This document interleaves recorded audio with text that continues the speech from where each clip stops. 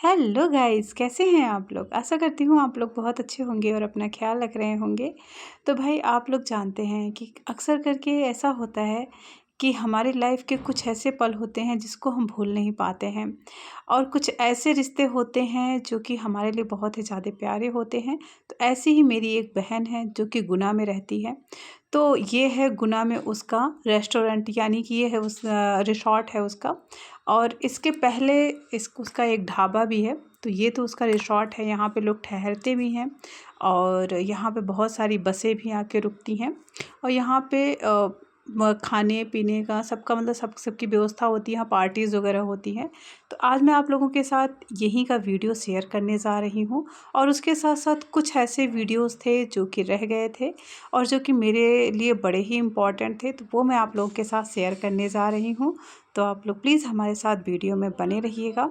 और ये हैं हमारी बहन के हस्बैंड। 100 कुंटल मक्का। अरे इस टाइम तो धान मक्का सब उसमें से धुआं निकल रहा, पसी गई। क्यों 150 कुंटल तो खड़ती खड़े गई है गड्ढे से। बाप कब गया? बाप बाप कचनी वगैरह पानी।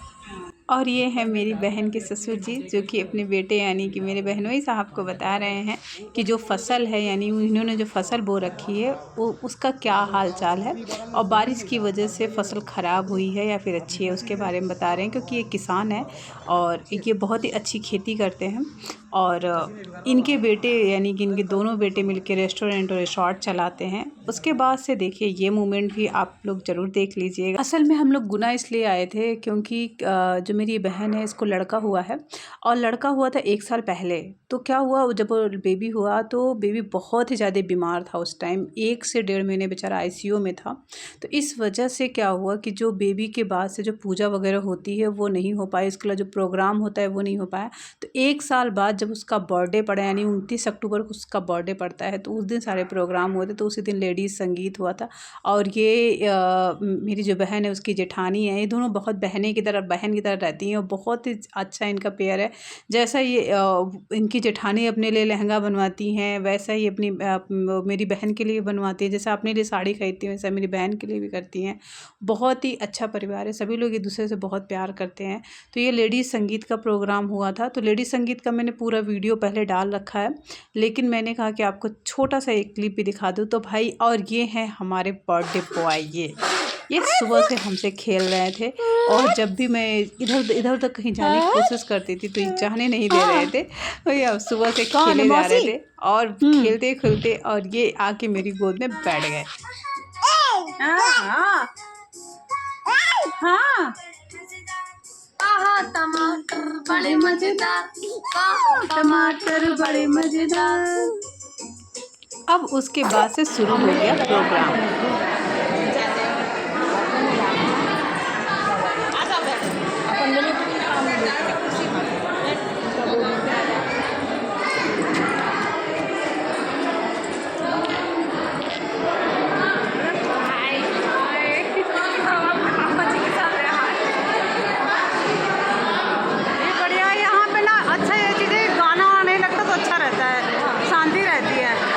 मैं अपने पापा के पास बैठी हूँ, पापा से कुछ बातें कर रही हूँ।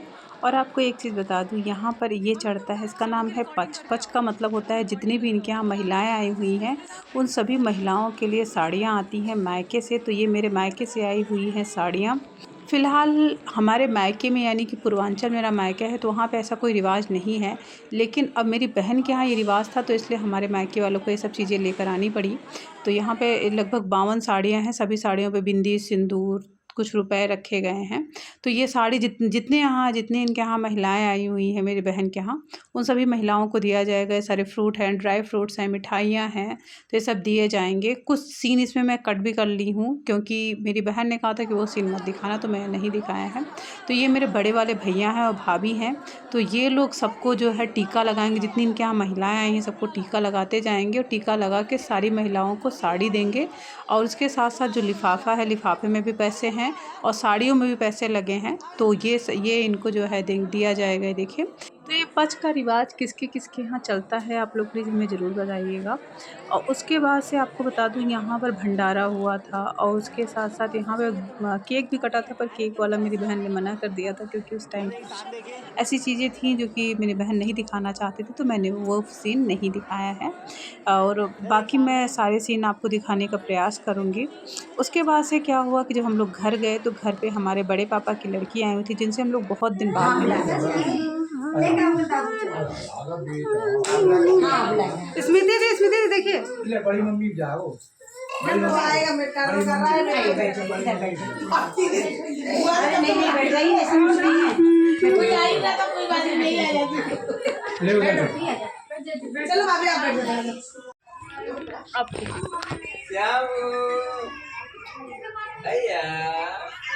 अब आएंगे। बड़ी मुश्किल से मिलता है भाई, हम लोग कहाँ मिलते हैं और क्या। अम्मा हमारी कह। और बर्थडे के दूसरे दिन ये कलश यात्रा हुई थी। कलश यात्रा के बाद यहाँ पर 7 दिन का महाशिव पुराण का प्रोग्राम चला था। तो ये तो आपको पता ही है कि जो पीली साड़ी में है वो मेरी बहन की जेठानी है, जो मेरे ठीक पीछे खड़ी हुई है मेरी बहन की ननद हैं। ये लोग बहुत ज़्यादा प्यारी हैं, बहुत ज़्यादा अच्छी हैं, सबने हमें बहुत ज़्यादा प्यार दिया, बहुत अच्छा लगा। तो ये कलश यात्रा हुई थी। ऐसे ही मैं आपको इसका लॉन्ग वीडियो अगर आपको चाहिए तो हम बता देंगे। इसके लॉन्ग वीडियोज़ भी हमने डाल रखे हैं, बस मैंने शॉर्ट वीडियोज़ के बना रखे हैं क्योंकि इसके कुछ वीडियोज़ ऐसे थे जो कि आपको दिखाना ज़रूरी था।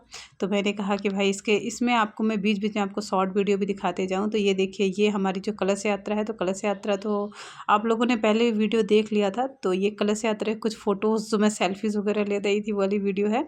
और ये स्टार्ट हो गई कलश यात्रा। तो ये हम लोग कलश यात्रा पर निकल गए थे। जैसे ही हम लोग कलश यात्रा पर निकले वैसे ही भयंकर बारिश स्टार्ट हो गई है। देखिए मैं ले जा रही हूँ कलश तो ये कलश यात्रा हम लोग जैसे ही हम लोग चलना स्टार्ट किए वैसे ही बारिश स्टार्ट हो गई। सब लोगों ने अभी भगवान की कृपा हो गई। उसके बाद से हम लोग निकले खाटू श्याम का दर्शन करने के लिए। तो यहाँ पे खाटू श्याम जी हैं, तो उनका हम लोगों ने दर्शन किया। दर्शन करने के बाद से जो हमारी लक्ष्मी यानी मेरी जो छोटी बहन है, उनके ससुर जी देखे हमारे साथ है, तो उन्होंने कहा कि चलो चलते हैं, तुम लोगों को ढाबा और रेस्टोरेंट वगैरह भी दिखा देंगे। हमने कहा था चलिए ठीक है चलते हैं। फिर उसके बाद से हम लोगों ने कॉल किया अपने बहन के जो है, मेरी बहन है उनके हस्बैंड को कि आप लोग फ्री हैं या नहीं। तो उन्होंने कहा कि हाँ आप आ सकते हैं, लेकिन आप लोग ढाबे पे भी मत रुकिएगा क्योंकि ढाबे पे अभी बहुत कई बसें वहाँ पे रुकी हुई हैं। तो ढाबे पे भैया थोड़े बिजी हैं, आप मेरे यहाँ पे आ जाइए जहाँ पे रिसॉर्ट है। तो हम लोगों ने बोला ठीक है। तो भैया का मतलब ये हुआ कि जो लक्ष्मी के जो जेठ हैं वो ढाबे पर हैं, और जो मेरे बहनोई हैं यानी लक्ष्मी के हस्बैंड जी हैं वो इस टाइम रिसॉर्ट में बैठे हुए हैं, रिसॉर्ट पे। तो 2 जगह है, तो 2 भाई हैं, तो दोनों अलग अलग टाइम पे देखते हैं दोनों जगह को। उसके बाद जब हम रास्ते में जा रहे थे तो इतना खूबसूरत सीन था, क्या बताएं यार। एकदम हिल स्टेशन है ये, बहुत ही ज़्यादा खूबसूरत है। एकदम मज़ा आ गया था इसको देख के। बिल्कुल हमको फील ही नहीं हो रहा था कि हम किसी ऐसी जगह पे आए हैं जो कि लोग कहते हैं ना बहुत छोटा शहर है। छोटा शहर तो बिल्कुल नहीं, बहुत ही ज़्यादा खूबसूरत लग रहा था, बहुत मज़ा आ गया था देख के। लोग पहले कहते थे यहाँ पे बीहड़ था, ये जंगल था, यहाँ पे डकैत लोग रहते थे, ऐसा कुछ लोग कहते थे। लेकिन अभी यहाँ पे तो इतना ज़्यादा खूबसूरत जगह है कि क्या बताऊँ। लेकिन अभी भी यहाँ पे लोग कहते हैं कि रात में जल्दी नहीं निकलते हैं लोग, क्योंकि डकैती एरिया है, कुछ लोग छीन लेते हैं। कुछ लोग जो है, अभी कुछ दिन पहले मेरी बहन का एक नौकर था और रात में आ रहा था, और रात में क्या हुआ कि वो जब रात में लगभग 8:30 बजे के लगभग आ रहा था रिसॉर्ट से घर पे। जब वो आ रहा था तो रास्ते में ही उसको बंदी बना लिए और उससे पैसे छीन लिए। तो इस तरीके से यहाँ अभी भी होता है, अभी भी ये जंगली एरिया, डाकुओं का एरिया अभी भी है। लेकिन देख सकते हैं कितना खूबसूरत है। यहाँ भी लोगों ने अपना रिसॉर्ट बना रखा है। तो ये जो सूर्या करके आपको दिख रहा है, तो सूर्या ये रिसॉर्ट है मेरी बहन का। ये देखिए, ये गुना में है इनका। यहाँ पे ठहरने का, खाने का, उसके अलावा आपका मतलब जैसे आपको कुछ ऐसा है कि आपको कुछ पार्टीज़ वगैरह करनी है छोटी मोटी, तो उसके लिए भी ये बहुत अच्छी जगह है। आप बड़ी पार्टी भी कर सकते हैं। बहुत ही ज़्यादा खूबसूरत जगह है। बहुत मतलब ये ऐसा एरिया है कि एकदम बड़ा सा एरिया है, बहुत ही अच्छा, मतलब बहुत ही खूबसूरत, बहुत साफ़ सुथरा है। और यहाँ के आसपास के जो व्यू हैं वो भी बहुत ज़्यादा अच्छे हैं। तो हम लोग जब आए तो सीधे जो हमारे बहनोई साहब थे यानी कि चंद्रशेखर भैया उन्होंने सीधे कहा कि नहीं आप अंदर आ जाओ आप लोग सीधे। तो हम लोग जब अंदर आए तो यहाँ पे ये देखिए अंदर भी इधर देखिए ये है रसोई घर। तो यहाँ पे लोग इन्होंने नेपाल से कई जो है नेपाल और बिहार वगैरह से वहाँ से जो कुक हैं उनको बुला रखा है।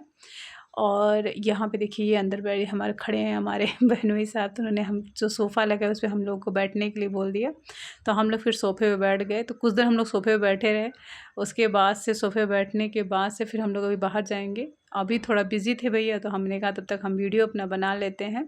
तो वीडियो हम बना लेंगे उसके बाद से फिर हम बाहर जाएंगे। तो आप लोग जब भी गुना आए तो भाई यहाँ पे ज़रूर आएँ। बहुत ही ज़्यादा खूबसूरत जगह है और बहुत ज़्यादा अच्छी जगह है, मुझे बहुत अच्छा लगा। तो फिर हम लोग जब बाहर आए यहाँ पे तो यहाँ पे देखिए चाय आई हम लोगों के लिए। उन्होंने कहा खाना खा लीजिए। हमने कहा नहीं खाना वाना कुछ नहीं खाएंगे क्योंकि हम लोग दर्शन भी करने जाना था अभी और जगह। और उसके अलावा हमने घर से भी नाश्ता खूब अच्छे से करके जो है खूब पेट भर के हम लोग निकले हुए थे। तो इसलिए हम लोगों ने मना कर दिया। लेकिन वो बार बार रिक्वेस्ट कर रहे थे कि दीदी कुछ खा लो, दीदी कुछ खा लो। मैंने कहा नहीं। उसके बाद से यहाँ पे हमने देखा कि जैसे कि आज ज़रा सा भी अगर मिट्टी होती है तो बस तुरंत झाड़ू लगाने के लिए इन्होंने 3-4 ऐसे वर्कर रख रखे हैं जो कि तुरंत झाड़ू पोछा तुरंत लगाना स्टार्ट कर देते हैं। उसके अलावा यहाँ पे आप ठहरने की भी सुविधा है। और भैया का यहाँ पे खेती भी है, मतलब खेती भी है। तो देखिए भैया और उनके पापा दोनों लोग बात कर रहे हैं कि बारिश हुई तो उसमें खेती तो नहीं बर्बाद हुई। तो उनके पापा बोल रहे हैं कि नहीं थोड़ी बहुत बर्बाद हुई है, बाकी और ठीक है। जो लेट गए हैं वो ख़राब हो गए हैं, बाकी जो अनाज लेट गए हैं यानी कि जो पौधे लेट गए हैं वो ख़राब हो गए हैं, बाकी जो खड़े हैं वो ठीक हैं। तो इनके यहाँ मकाई, धान, गेहूँ और ज़्यादातर वो सोयाबीन और मूंगफली इन सब की खेती खूब होती है। उसके अलावा इनके यहाँ जो है चने की खेती बहुत ज़्यादा होती है। काला चना जो होता है, काला चना, काबुली चना, इन सब की खेती बहुत ज़्यादा होती है इनके यहाँ।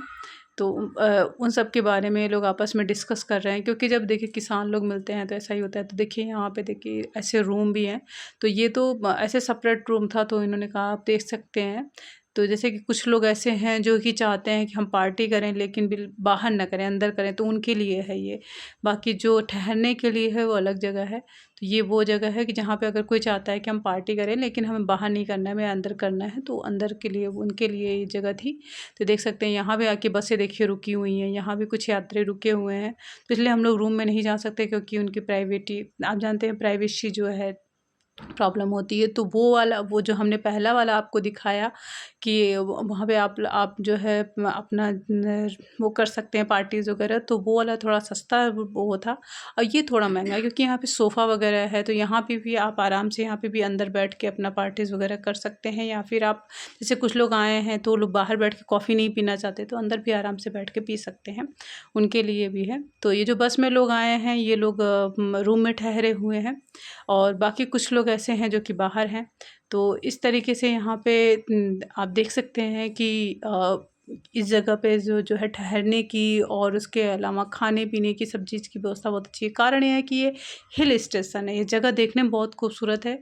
और हिल स्टेशन देखिए यहाँ भी देखिए खेती है, देख सकते हैं यहाँ भी खेती है। यहाँ भी जो मेरे बहन के जो ससुर जी हैं वो पूरा देख रहे हैं कि इस खेती में क्या प्रॉब्लम हुई। यहाँ पे भी इनकी ज़मीनें हैं तो यहाँ पे भी जो खेती है यहाँ पे भी क्या बोया जा सकता है।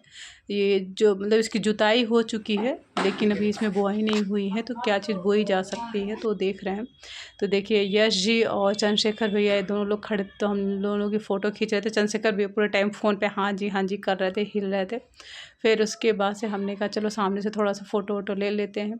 और फिर उसके बाद से क्योंकि हम लोग को निकलना भी था, आज ही शाम को हम लोग की ट्रेन थी।